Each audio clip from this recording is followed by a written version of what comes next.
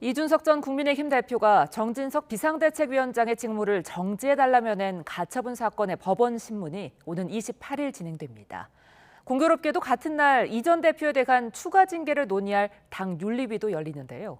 이 전 대표의 정치적 운명이 중대 갈림길에 섰습니다. 김태민 기자입니다.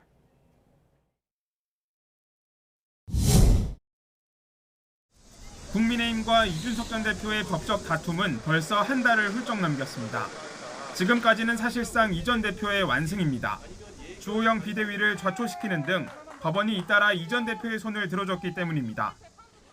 새로 출범한 정진석 비대위 체제 역시 법원의 판단에 따라 순항 여부가 가려지게 됐습니다.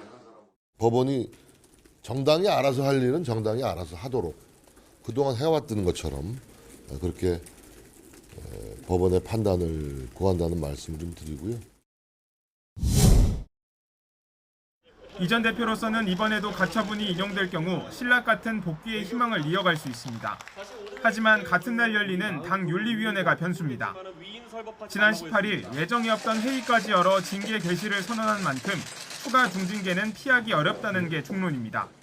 이준석 당원 징계 절차 개시, 객관적 근거 없이 모욕적, 비난적 표현 사용 및 법 위반 혐의 의혹 등으로 당의 통합을 저해하고 당의 위신을 훼손하는 등 당에 유해한 행위.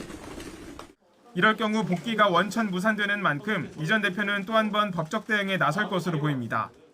특히 한 달 전 제명을 거론했던 유상범 전 윤리위원회 문자 논란을 꺼내들며 윤리위의 독립성을 문제 삼을 가능성도 있습니다.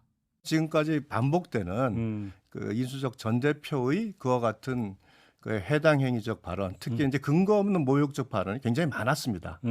그래서 이제 그 의견을 제가 전달을 한 건데.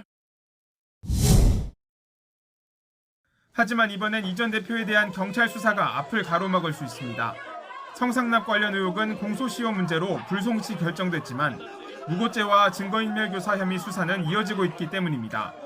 둘 중 하나라도 혐의가 인정된다면 형사 절차를 밟아야 하는 동시에 과거 성매매가 있었다는 게 사실상 인정되는 만큼 정치적 치명타가 불가피합니다.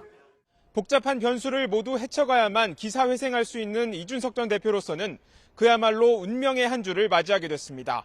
YTN 김태민입니다.